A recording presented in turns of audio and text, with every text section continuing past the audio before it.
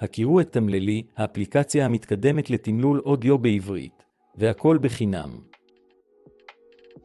פשוט תעלו לאפליקציה את קובץ האודיו שלכם, ותמללי תעשה את השאר.